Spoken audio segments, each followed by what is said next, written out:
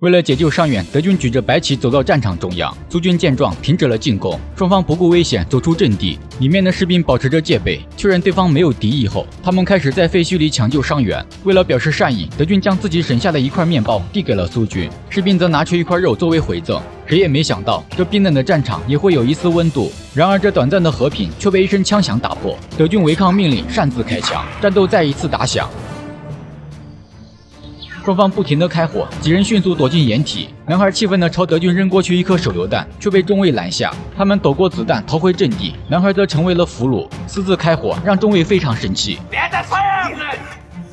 他一把救出士兵，为了得到十字勋章，这种自私的行为会白白断送兄弟的性命。士兵也对男人表示唾弃，狠狠给了他一拳。第二天，德军顶着子弹给他们送来食物，并且还带来了信件。 中尉将饭盒递给男孩，他却倔强的不为所动。尽管自己很饿，但在他眼里，德军就是一群强盗。当看到照片上的兔子时，男孩一改往日的麻木，变得格外兴奋，因为他家里也有一只。男孩想念母亲，想念父亲，可战争摧毁了一切。对面苏军的歌声触及到这些士兵心底最渴望的东西，他们也想念自己的家人。但战争终归是战争，敌人一发炮弹将所有人拉回到现实。梦碎了，又要开始战斗。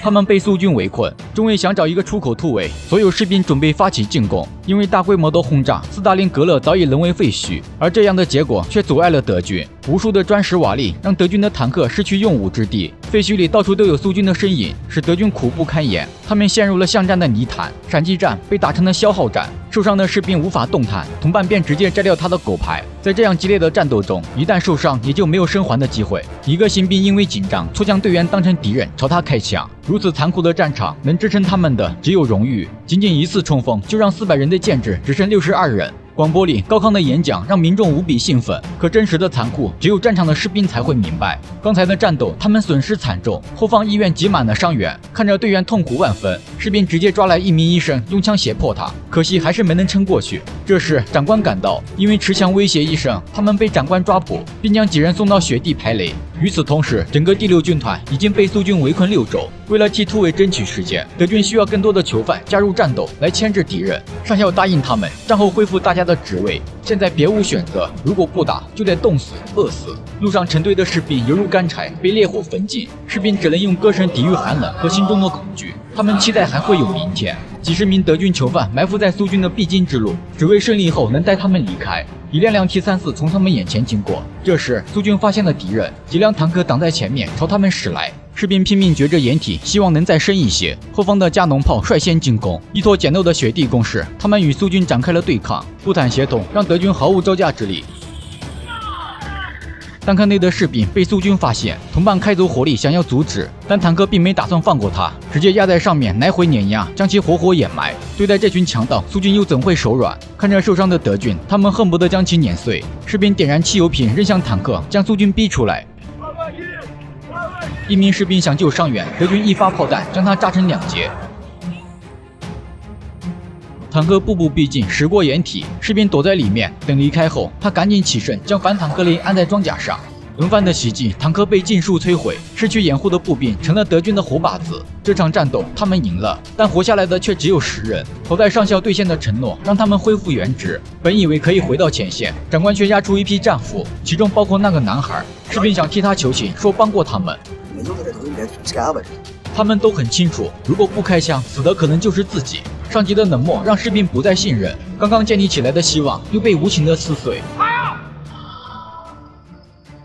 为了确认士兵开了枪，长官还特意检查他的枪膛。从这一刻开始，他们才意识到自己只不过是这场战争的牺牲品，有没有获得勋章已经不重要，他们更希望的是能够活下去。 于是几人打算前往机场逃走，路上碰到无家可归的难民和失去孩子痛哭的母亲，这样的场景让几人感到害怕。可悲的是，自己却是这场劫难的罪魁祸首。一个士兵想要问路，掰下一小块面包递给老人，而他转手就给了孙子。在尸体上，他们捡到了医生开给伤员的证明，有了这个通行证，他们就可以冒充伤员登上飞机。来到机场，这里已经挤满了等待撤离的伤员。一个士兵因为伤势严重，长官竟说是自己弄的，于是将他扔到一边，然后赏了他几颗子弹。战败的德军匆忙撤退，很多伤员被无辜错杀。中尉几人用捡来的证明顺利通过检查，可这时的飞机已经超载，士兵用枪不停驱离伤员，将剩下的空间留给长官。起飞前，扒在舱门的士兵被他们狠狠踹下飞机，犹如遗弃的棋子。1943年1月23日，德军的最后一架飞机离开了斯大林格勒，而剩下的这些士兵只会是待宰的羔羊。上元想让士兵给他个痛快的，却被一把推开。现在碾死都是一种奢望，每个人脸上写满了呆滞，他们不再期盼有明天。士兵手里的风琴让大家思绪万千，战争到底是为了什么？现在唯一牵挂的就只有家人。就在这时，外面传来飞机的轰鸣，所有人跑出去，希望看到奇迹。德军投下了物资，等士兵打开包裹，里面却没有他们急需的补给，而是毫无意义的勋章。与开始受训的庄严比起来，这无疑是天大的讽刺。突然，一个长官走来，在这种情况下，他还想着命令士兵。争执中，他打死一人，自己也中了一枪。为了活命，长官告诉他们自己藏有很多食物，可就算这样，也不可能让他活着。然而，真相让几人的内心再次崩塌。地窖里装满了送来的补给，可他们一次也没有见过。士兵们在前线拼杀，冻死、饿死，长官却躲在温暖的地方，喊着响亮的口号，听着高雅的音乐，享受着本该属于他们的物资。一个士兵再也无法接受，选择饮弹了结自己。如此坚强的意志，能将其摧毁的不是敌人，而是无尽的谎言。上校不想一直躲在这里，于是让士兵带他去前线。路上碰到一支队伍，男人想知道前线在哪儿，走来的将军却让他交出武器，然后直接扔到一边。紧接着，他们举起了双手，朝远处走去。没有什么前线，一切都结束了，而上校也早已没了呼吸。地窖里终于发现一个女人，因为救了她，女人答应带他们离开。三人穿过茫茫雪地，没想到他们碰上了苏军。女人本想挥手示意，却被乱枪打死。战争已经让人分不清谁是平民，谁是敌人。这样的结局对德军来说似乎是注定的。在大时代的背景下，个体的命运显得是那么的渺小。广袤的雪地好似一切都不复存在。男人抱着中尉，静静等待着寒风浸透身体。战争之所以可怕，是因为除了野心家与投机者外，大多数的平民与士兵都挣扎在痛苦绝望的边缘。战无休止，好战必亡，唯有和平才是共存之道。